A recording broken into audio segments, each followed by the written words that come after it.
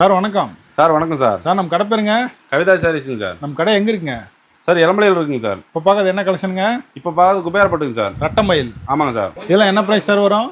இது 600 வருங்க சார். ஒரு பீஸ் கூட வாங்கிக்கலாம்? ஒரு பீஸ் கூட வாங்கிக்கலாம் சார். யூனிஃபார்ம் வேணாலும் வாங்கிக்கலாம். இதில் நிறைய மாடல் இருக்குங்களா? நிறைய மாடல் இருக்குங்க சார். இன்னொரு மாடல் ஓப்பன் பண்ணுங்க சார். சார் இதில் நிறைய மாடல் இருக்குங்களா? இதுலேயே நிறைய மாடல் இருக்குங்க சார். இதான் முந்தானி?